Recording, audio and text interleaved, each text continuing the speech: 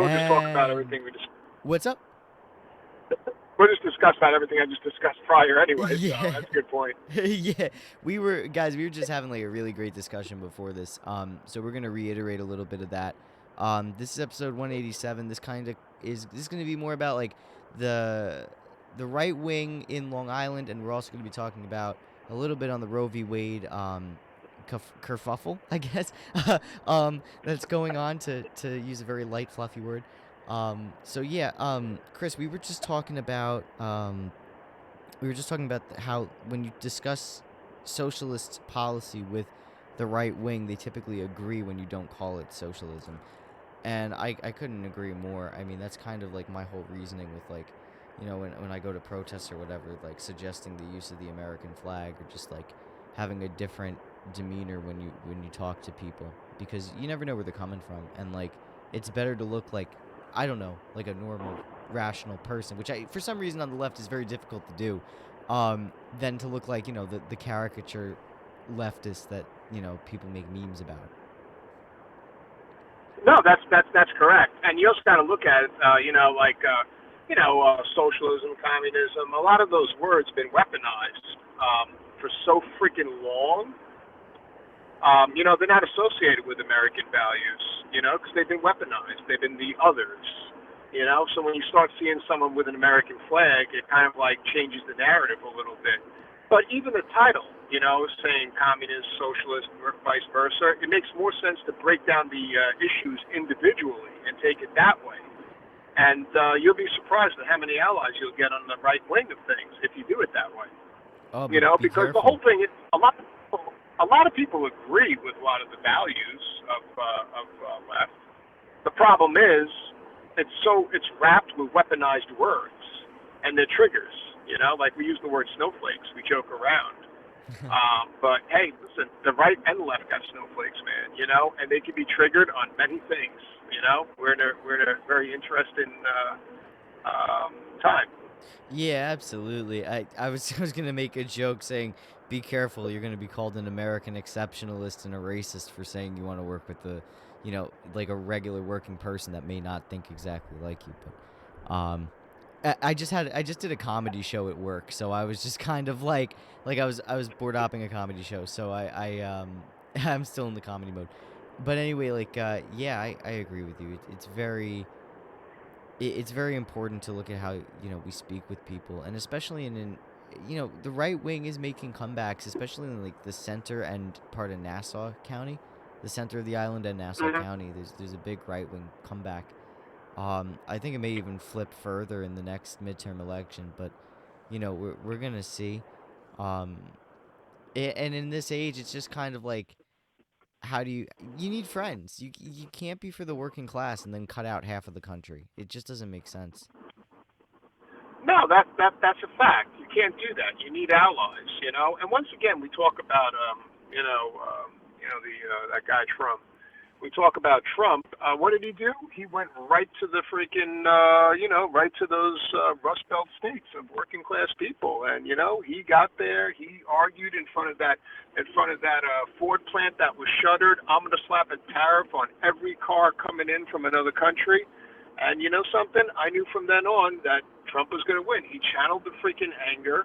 He channeled the anger from freaking working class people. And I don't like Trump. I do not like Trump whatsoever. But the thing is, those working class people were leftist voters. Those are laborers. Those are people that are in unions. Those are people that are like third, fourth generation in unions.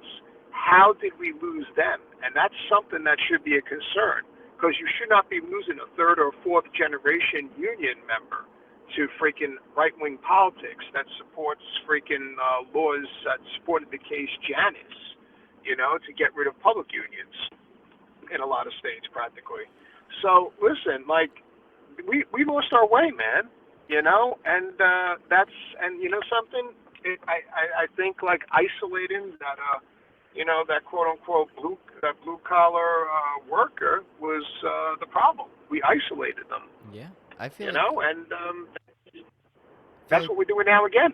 I feel like this started with after the McCarthy era, because all the pro labor people were pushed out, and the new left was just kind of like left in the ashes and was like, all right, what do we do? And then it was just more focused on the social and isolating issues based on, not seeing how they interacted with each other, but more just like more. They didn't take the Marxist approach, let's say. Not that they weren't intersectional, but they didn't take the Marxist approach, and I feel like it ended up isolating people that were more concerned about the bread and butter issues, and they didn't encompass Yeah, everything, And I think, and that we're still in, my generation, your generation, we're in the fallout of the new left of the '60s and '70s, and we're just trying to yeah. really restart from ground zero. And it's like, where do we go? Well, the new left was not that great. Because it really did isolate the blue collar. It isolate. That's where you got the divide originated from. It made it kind of more of an elitist argument almost. And I'm not trying to crap on this, but I'm telling you where the failures are. Yeah, The new. Yeah, like they started turning away from labor. You should never turn away from labor. You should always bring them in the conversation, labor unions. Like look how many Republicans you have in labor unions. Look how many right-wing people you have in labor unions. Once again, we isolated those people, and Long Island was a stronghold for unions, and that's why. And you're having a lot of these union workers that are second and third generation, not just in Wisconsin and Michigan turn Republican. They're the sway voters here too. Like labor has always been on the right side of things here. Not right wing, but on the right side of history. But now we isolated them. I guess the So, real. but the thing is, the whole thing is, if you're going to talk about Marxism and stuff, you should refer to labor. Labor. Do the labor thing because everyone likes labor issues, working man issues. Like that Marxism word has been weaponized too. Like I understand. No, me and you wouldn't know what the values of that is, but like you get them by saying labor, the working class issues. That's how you bring them in. Not so much by I learned this stuff in a college. You got to meet them where they're at on that level. You follow what I'm saying? Yeah, of course, of Yeah. course. Sorry, I cut you off. I apologize. No, no, I cut you off. Are you kidding me? I think I'm still over caffeinated from earlier. But I agree with you. It's really. I feel like a huge part of the left just doesn't. It's more focused on the '60s euphoria of getting out there and sticking it to the man, and it's not really. That there's so much more to that. That's like the culmination of doing all the boring work. And not even actually not even boring work. It's more just like just doing the work, just building relationships, helping people, listening to people, trying to like resolve things. I feel like there's too much of a cult of personality. Like people take it to the point where it's like, they make organizing like their entire personality instead of like just something they see as necessary for their survival. No, of course, and that's an issue. That's a big issue because that's how you isolate a lot of people that are on the fence. And the other thing when we talk about, the left, the far left here, you don't have to achieve everything all at once. You know, you can just like you can take the wins, the smaller wins. Just think if we had the Workers' Bill of Rights passed under Franklin Delano Roosevelt, how freaking much of a success that would have been. But once again, it's all about the little wins too. But the sometimes that utopia vision, you get sidetracked. It's a zero game sum, but it's not a zero game sum. It's a process. People forget that the Constitution is written on parchment, and there's a little symbolism with that. And let me explain. Parchment is hard to make. It's bloody. It's bloody because it's animal hide. It's messy, right? And it's labor intensive. That is what our Constitution is written on, parchment. But the finished product of parchment is this. It's smooth, flexible, and it withstands the test of time. There's a lot to be said on what our Constitution is written on, So it takes time, but in return, you have something that's durable, flexible, and withstanding. You follow what I'm saying? Wow, that was beautiful. Yeah, it kind of just flows into where we're at as a country on anything. So it's okay to take little wins.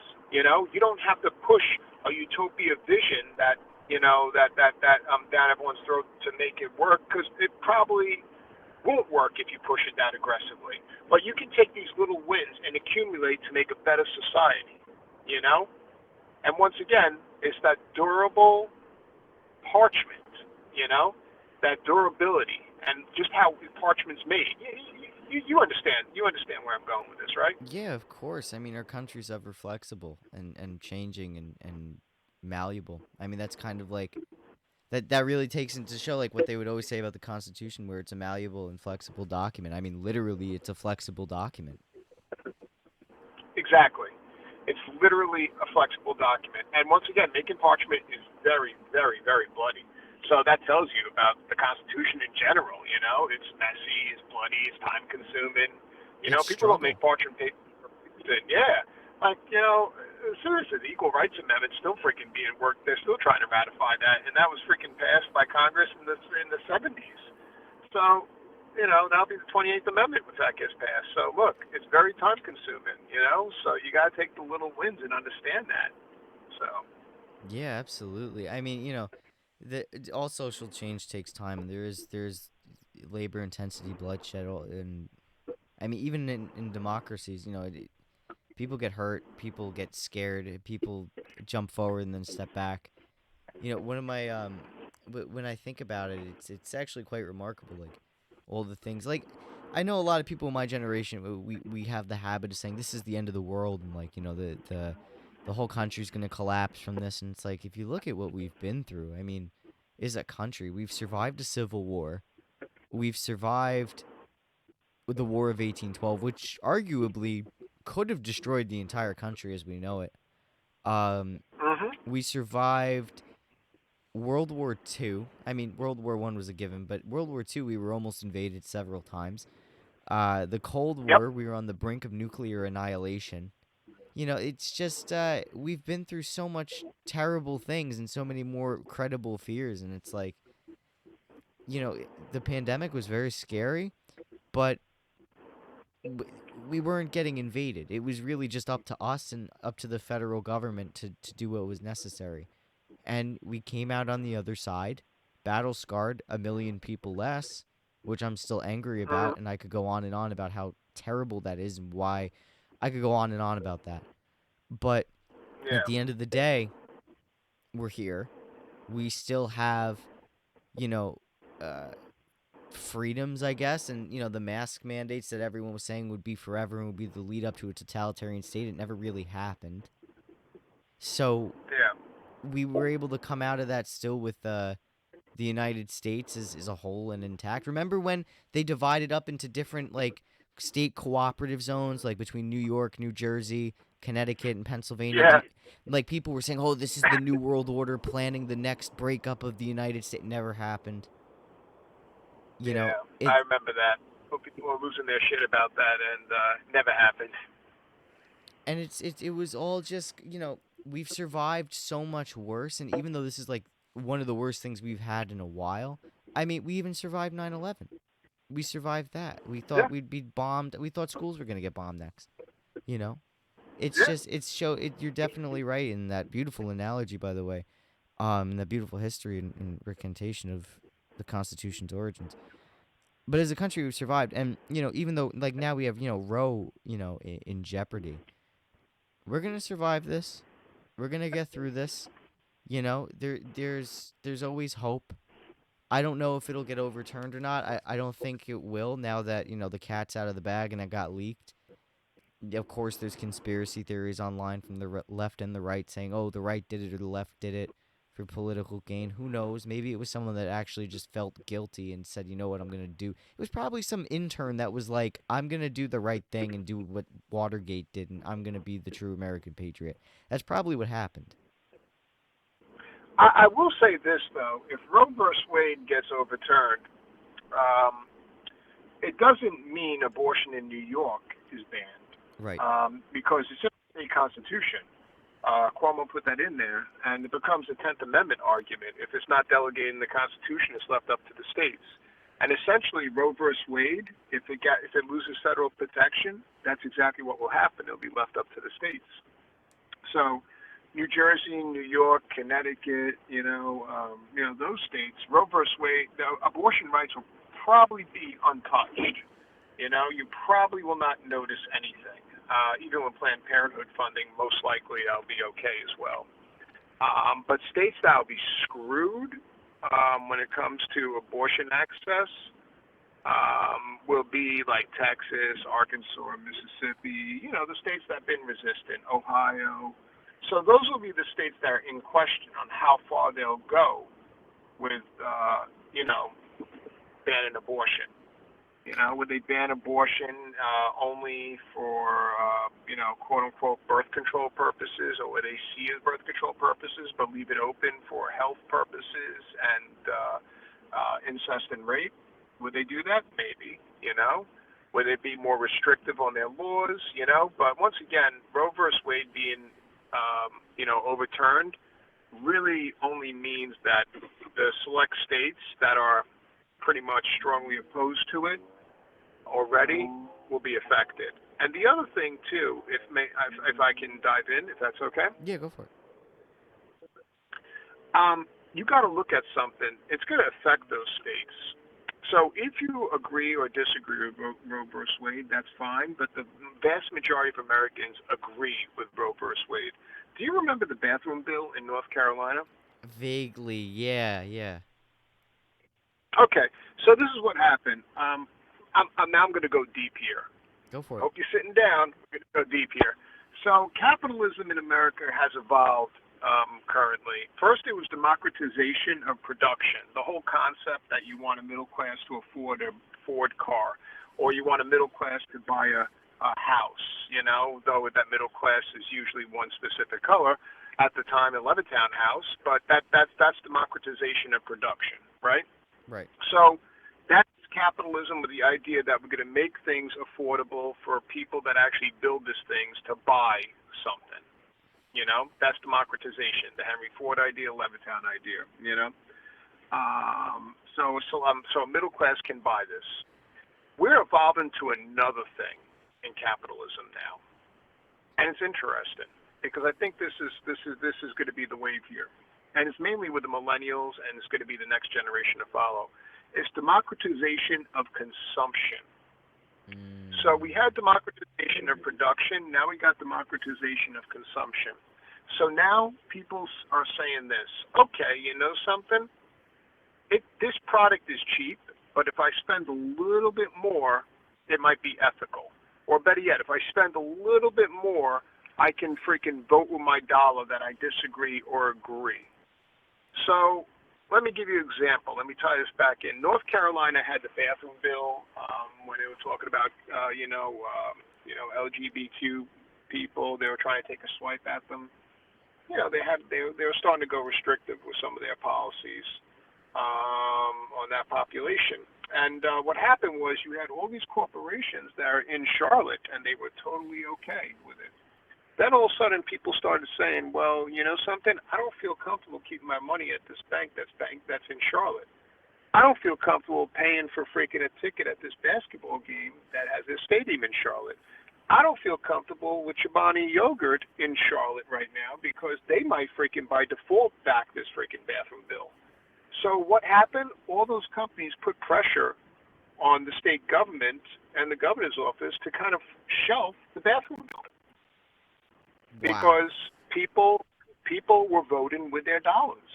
And that's what happened. It's democratization of consumption. And that's where we're going to be at. So let's look at Texas. Texas is going to ban abortion, right? Right. You're telling me all those corporations that have their base in Texas, right? The people that buy products are not going to vote with their dollar to freaking say they don't want to freaking associate with Texas? That's what's going to happen. And, that's going to be the last checks and balance here for Roe versus Wade, in my opinion. That's what's going to happen. People are going to start boycotting businesses in Texas, like they did in North Carolina and like they did in Georgia. If you think about it, too, a lot of those massive corporations, I mean, a lot of the women there are going to feel like, well, what do I do? I don't want to raise my kid here. And they may want to relocate to New York, so the companies might threaten to even pull out. That's a huge factor too. Relocation, come on, man. Like Texas is always bragging how they're taking all these former New Yorkers.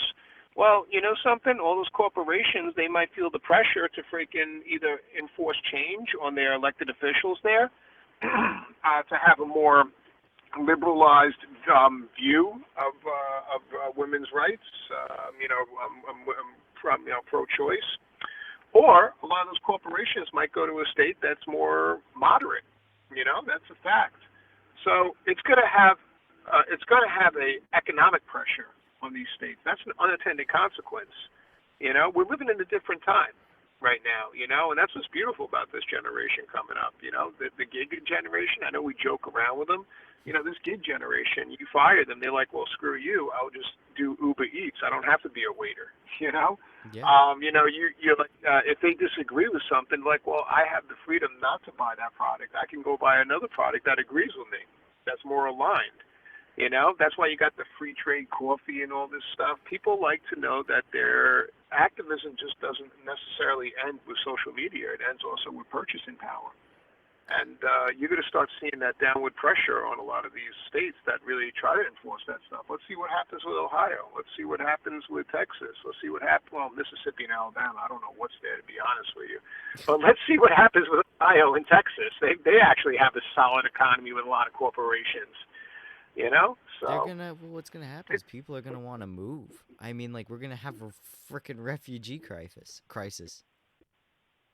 I don't know. It might be a good thing for New York, man, getting some of those people back that left, Oh, man. Bring your money back. absolutely. Sure. Be very Yeah, nice. man. Yeah, pay that tax base, man. Like, I know you're trying to escape it, but bring that tax base back. We're all about it, man. We can, we can make our country stronger. We can keep that Excelsior grant going.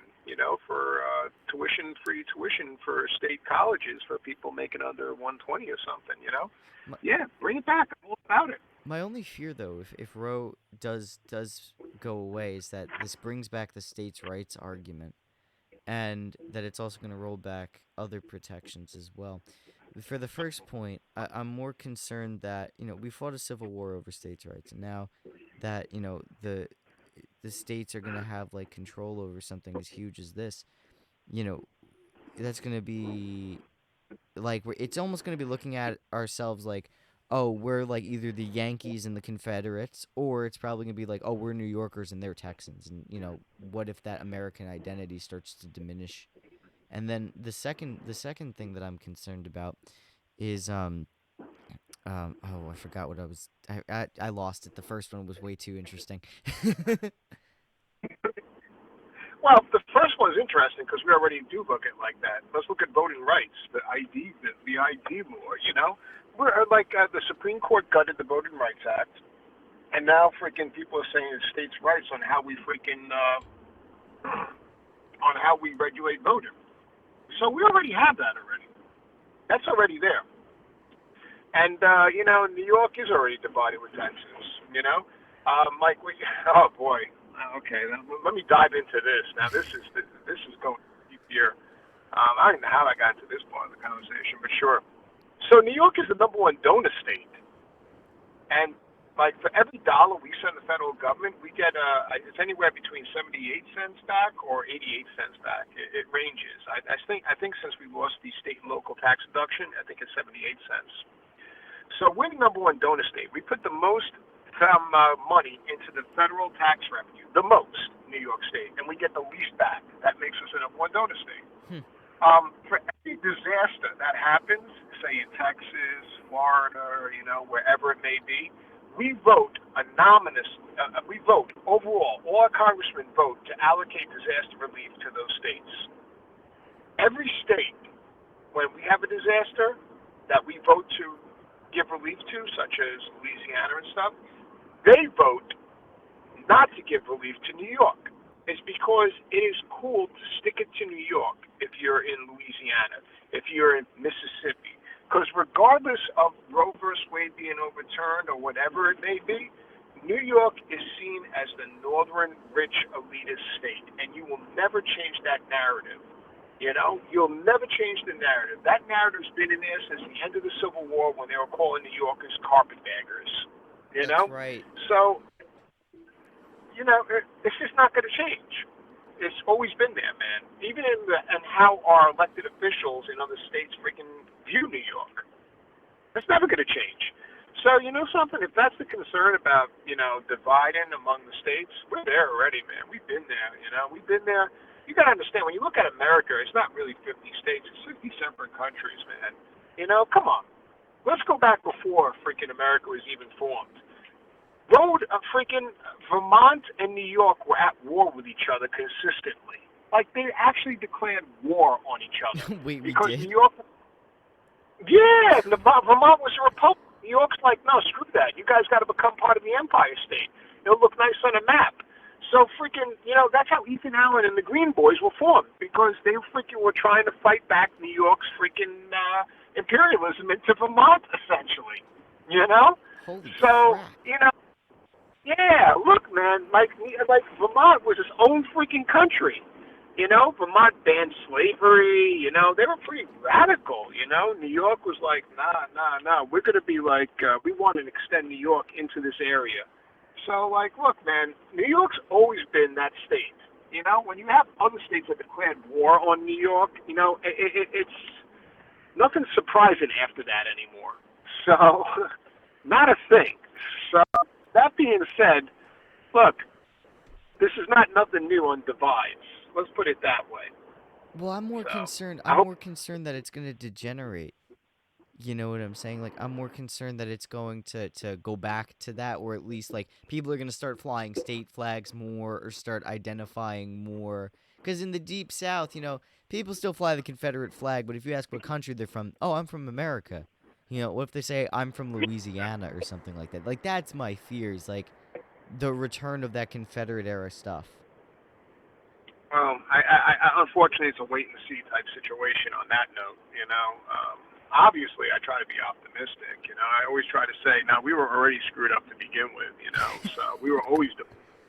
But to be more divided is another argument. I don't know. Like I hope we don't get more divided. I always like to say, damn, we're freaking divided already. We're tribal on our views. Freaking New York is like a different country when you go to freaking Nevada. So. I hope it doesn't get that bad, but let's see.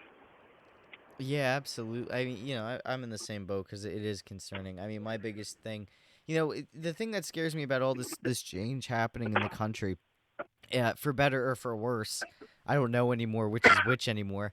Um, it's more like how foreign entities will see us and try to take advantage of it. We have Canada saying that they were going to intervene if Trump didn't see the election. Now we got the Chinese Communist Party, trying to assassinate, Democratic Party candidates.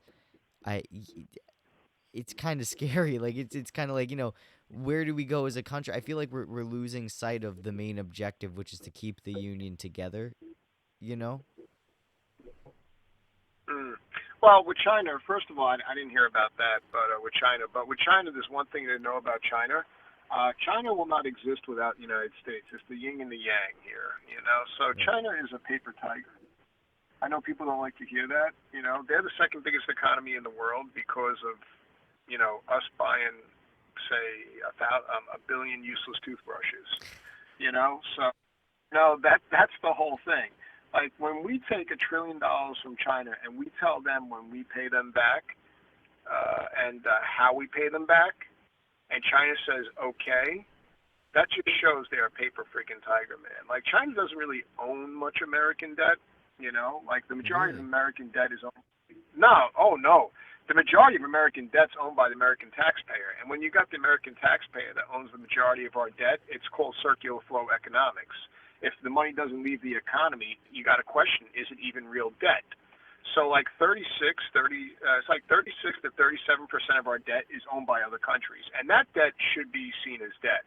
But the rest of our debt, if you pay all that debt off, how you gonna wipe out a fucking bond market, man? Like there's consequences on that. America is a very interesting country. Debt creates wealth. So Hmm. if the money stays in the economy, you got to question: is it real debt? If it stays in the economy, is that debt really growing the economy? That's what you got to look at it. China, with their $1 trillion that they own on American paper, which is just a drop in the hat. They own that, and what they're doing is they're technically backing their currency on that debt. They're trying to say, look, our debt, our money's worth something. We hold American paper. So that being Oh. said, yeah, like China, like they're kind of like a frenemy. I think that's the way to put it at this moment. They're frenemies. You follow what I'm saying? Yeah, yeah, like we don't like you, but we kind of have to type of deal. Yeah, exactly. You know, we're gonna talk as much crap as we want, but I'm still buying you soy, right? So, that's how it is. I'm not trying to come off like we're the big man on the block, but using that example is not a good example because, China, they beat their chest a lot. Would they be the big boy on the block? Yeah, it's a possibility. Are they now? No, not at all.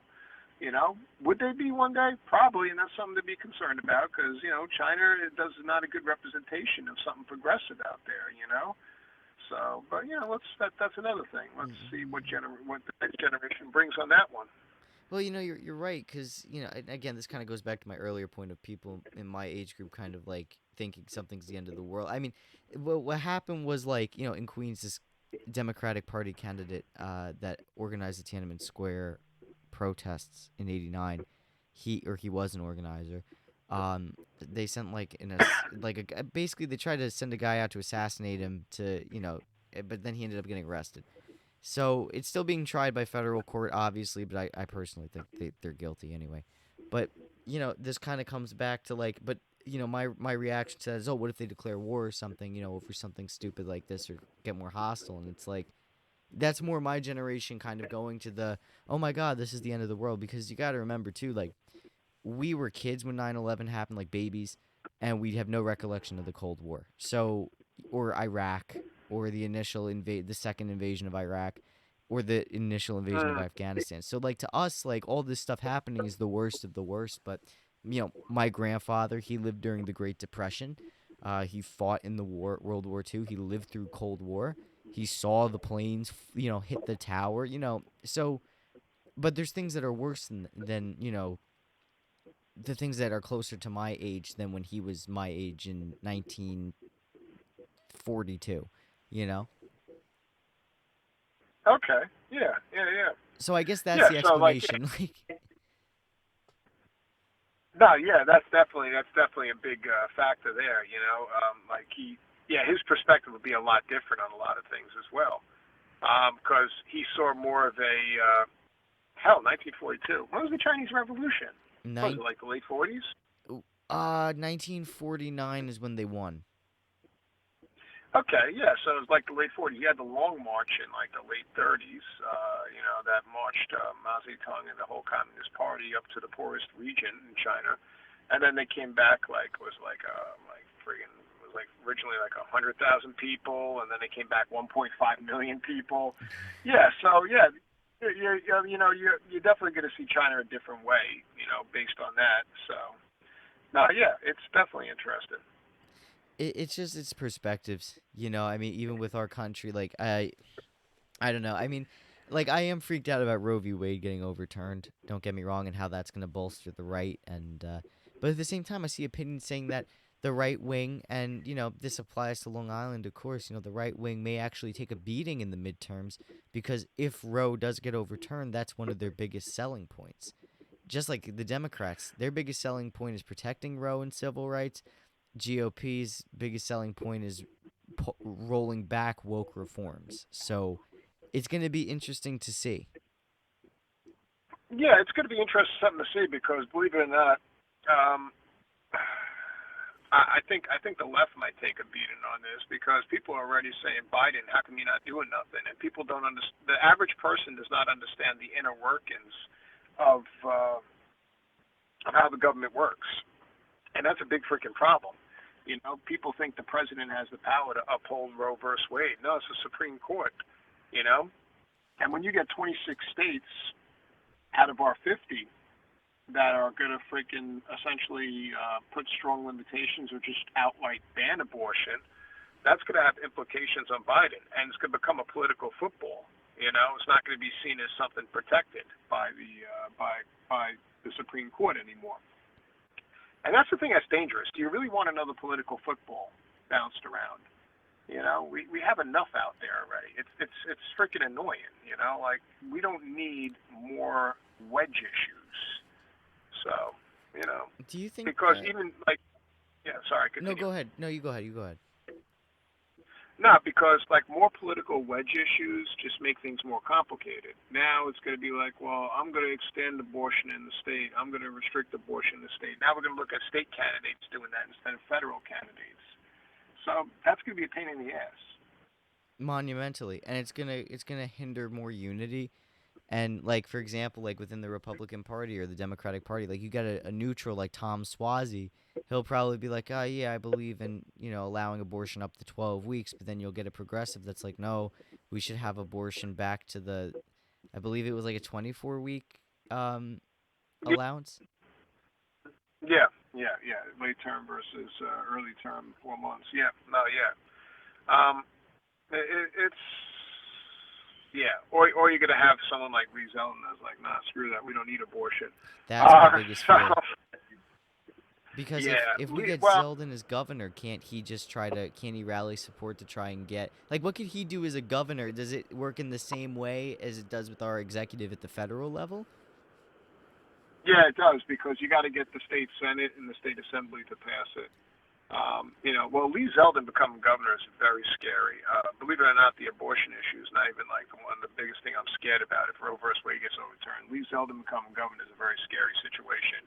Your imagination is the limit. Let's put it that way. Abortion will be not even on the top things I'm scared of if Lee Zeldin becomes governor. Let's put it that way. What is he like? What are Um, some things you're afraid of?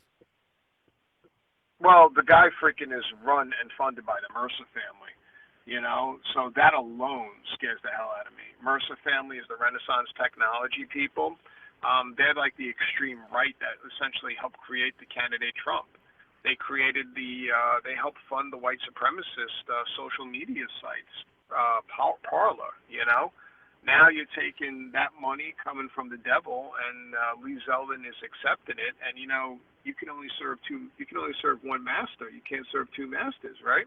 Right. So do I really want the Mercer family's influence in my freaking state or in my country in general? No. They're freaking extreme right wing. They want to gut the federal government of everything, and in addition to that, they want to gut the state government. So, look, FYI, I'm a state worker, I'm a teacher. So that can affect me a lot, So, yeah, that's the doomsday scenario. Let's not put that out in the space. Right. Yeah, I mean, I'm pretty concerned about it too, because the only thing that makes New York great, in my opinion, is the fact that it has all the social services it has. The only gripe I have with the state, honestly, is the high rate of rent and housing, and the SAFE Act. That's literally the only two things I have wrong with the state. Other than that, I don't want to leave. I like it here quite much. Yeah, me too. And the housing's interesting because Long Island Housing Partnerships, and I went through Long Island Housing Partnerships to buy my house, and they give you assistance to put down money to buy a house, and I got a lot of assistance. So, the grants are out there. It's just doing the research is a pain in the ass. Oh. But yeah, and like even Long Island Housing Partnerships, they'll find a zombie house, rebuild it, put you in there. There's a lot of options to try to keep you on Long Island. It's just that people are not, they don't really advertise them well. That's a big problem. Mm. So, and a lot of people might not want to live in those areas. Like Bayshore had so many freaking options for Long Island Housing Partnership, and I live in Bayshore. Bayshore is a great community. I'm not too far from the downtown. It's a very safe area where I'm at. Bayshore, when you go more north, might be a little different, but I'm in a really good area, and Long Island Housing Partnership helped me out with a down payment. You know, they helped me out with a lower interest loan I might not would have got before. You know, See, so this goes back to the you know, left wing helping people. We need to know this stuff and advertise it. Like, this needs to be at like our tabling events, you know? yeah, well that's a problem. It's not advertised. It's a problem. But when it's not there, people complain.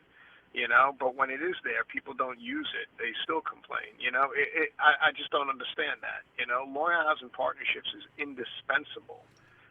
People want to complain about a two-bedroom apartment that's going up here not too far from me for like $2,800 a month. Okay, that's nice. There's a mortgage you can pay. Go for Long Island Housing Partnerships and find one of those homes that they rebuilt to try to put you in there. Become a homesteader. Do that. Pay freaking a mortgage of $2,000 versus rent for $2,800 for a two-bedroom. The options are there.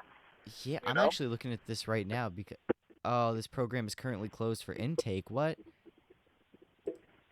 it opened. No, no, no, no. It's closed. No, if it's closed for intake, that means it's only closed for intake for like the month or something. It'll open up in September or something. It's all. It's a cycle.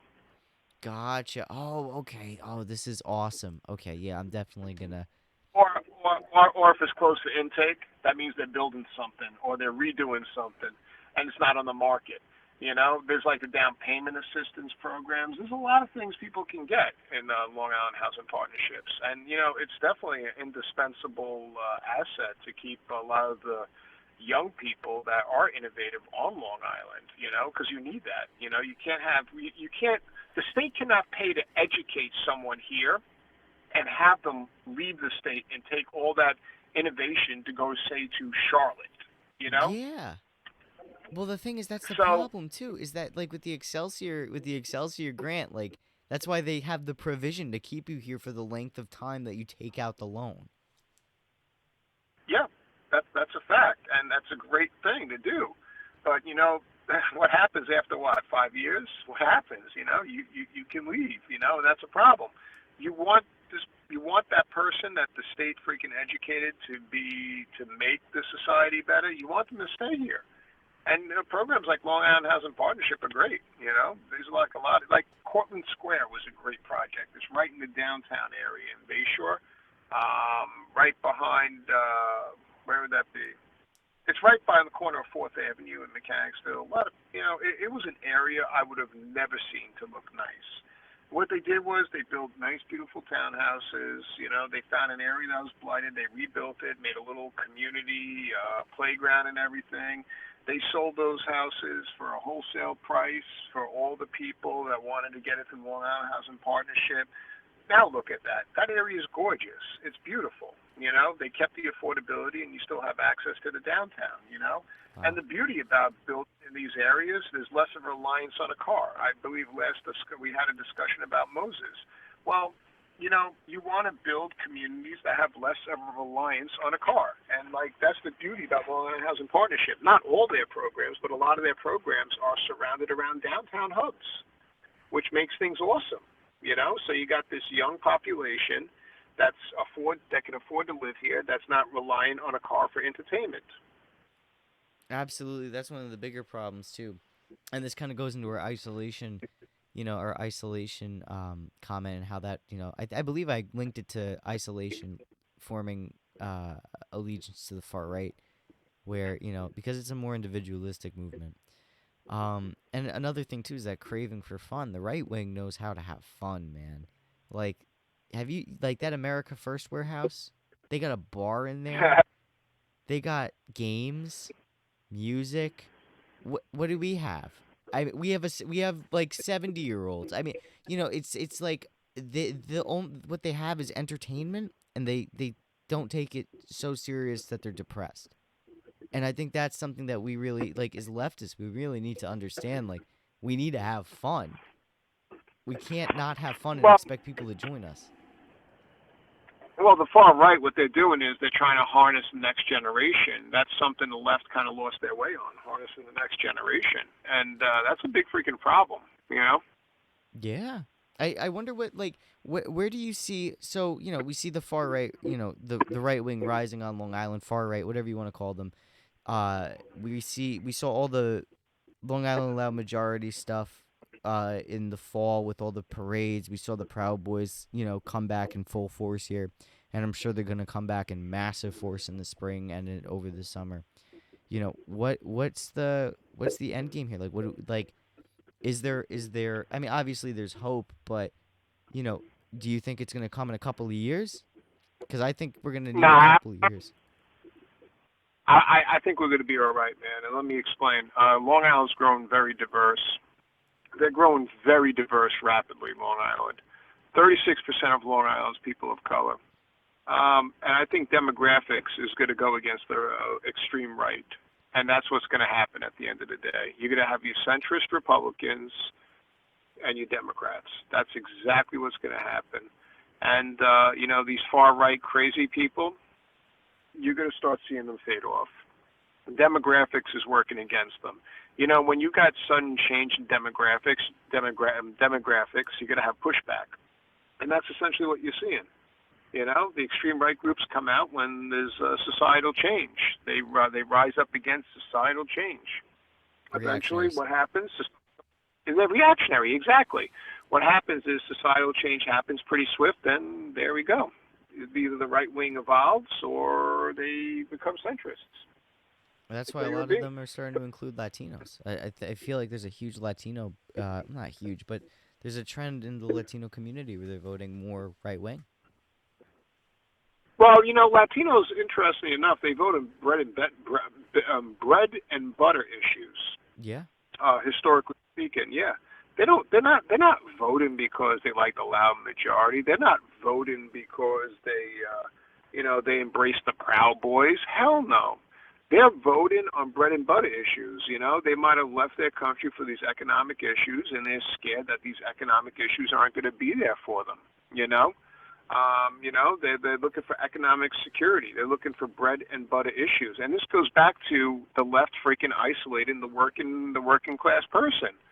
Like the working class blue collar person. And Latinos are going to fall in that group too. And do you really, really want to give them up to the extreme right as well? You don't have to do that.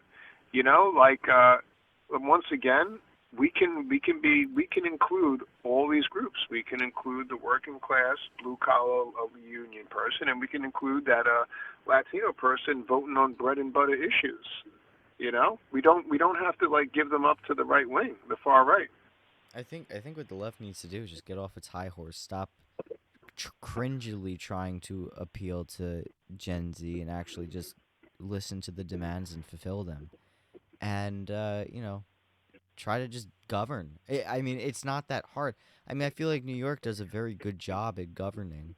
I mean, we have our pitfall. I mean, obviously, we have our real big, fuck ups, Cuomo not being able to keep his hands off women, what the hell is his name? Lieutenant Governor Brown getting arrested for federal corruption charges, the nursing home deaths. The SAFE Act in upstate New York, that was a big deal.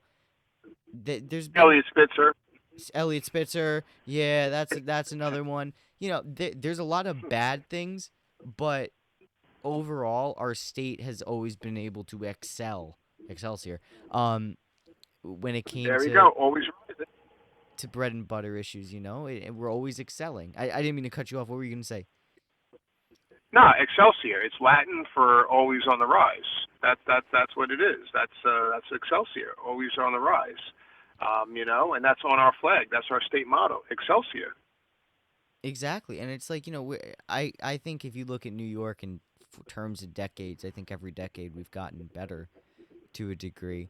And I mean, with Long Island even, we had Robert Moses with intense political corruption. Now everyone has a car.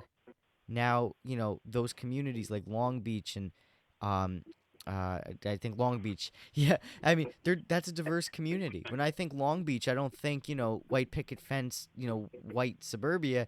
I think, there's a halal spot, there's a skate park, there's these awesome concerts over the summer. People from the city drive on out there to hang out at the beaches. I mean, it's really a diverse area. Nassau County, to me, is a blue area. So, when I think Long Beach, I don't think Robert Moses' vision. So, we've changed drastically locally even, in the last 40, 50 years. 60 years, sorry. No, yeah, that's a fact. And I think we're always going to change for the best. And, when you see these Proud Boys, loud majorities, the Talking Patriots, and all these freaking groups that are nuts, and they have their little rallies at Belmore train station on Fridays, because that's what they do. Right. fly there. Yeah. What's going to happen? They don't have a certain future. But New York, we already know the direction that they're going to go. Are they going to go out into that good night freaking quietly? No, they're going to rage against the going out. They're going to freaking be loud. But at the end of the day, they're going to be a relic of a bygone era, just like all the other crazy right wing groups that came before them. Oh You yeah. got to understand the Klan. The Klan in Long Island, 1 in 7 Klan members were Long Islanders back in the 30s and 20s, and we don't have that no more. That extreme right wing group left, and this extreme right wing group's going to leave too. That's what's going to happen, and this shall pass, just like all the other crazy things that happened. And that's why I'm not too concerned. I will say Shirley's a strong voting bloc for the right, but the thing is, this shall pass, just like everything else. The only thing is, the left's got to start reaching out to the working class person again. They got to start reaching out to that laborer. They got to start reaching out to that union person, and they can't isolate them and come off elitist, Yeah, that's and that's that's the some because we don't want to make a mistake like this again. You don't want to leave these people out in the freaking cold again because there'll be a right wing group poaching them and no one how to channel their anger. So, that's where we're at. Yeah, absolutely. I mean, I could kind of agree with that too, because even from my own analysis, I could see the right wing is struggling to hang on. Just throwing everything they can at anything and hoping it sticks. I think if Zeldin loses the governorship, I feel like that might be it for the right wing on Long Island. Oh, he's going to lose. He's going to lose. It's just that it's going to be messy. So that's the problem. Ye- It's not about him winning. He's not going to win. That's the doomsday scenario. He's not going to win. He's going to lose. New York City, no way in hell is going to vote for, Zeldin. That's just not going to happen. And look at the Republicans New York State do elect. They elected George Pataki. George Pataki was a very centralist person. He was very centrist. He did things on the left. He did well not on the left. He did things in the center for Democrats and Republicans. Like he was a centrist. Lee Zeldin's too far right. New York does not embrace on a state level too far right. So if he Yeah. was a centrist, we'll be having a different discussion. I'm like, well, there's a possibility, but he's not as scary. But no, Lee Zeldin's freaking scary, and he's not going to win. He's way too far right. Well, thank God, because yeah, I agree. He does seem pretty scary. Well, I want to thank you so much for coming on another episode of Backpacking America. I think we have a better understanding of how the right wing operates and just in a local context. The economic and social things that we need to do as a left to actually win. Definitely, definitely, definitely. To build back the momentum, that's what we got to be focusing on. Absolutely. Dr. Christopher Verga, thank you so much for coming on Backpacking America once again. And to all of our listeners, thank you for listening to episode 180, 187? Yeah, 187. We'll be back next week with Dr. Verga to talk about some more really exciting and pertinent local issues. And keeping an eye on Roe v. Wade. Make sure you check out your local protests and see what's going on. Make sure to attend them, talk to people, help your neighbor, do good things. And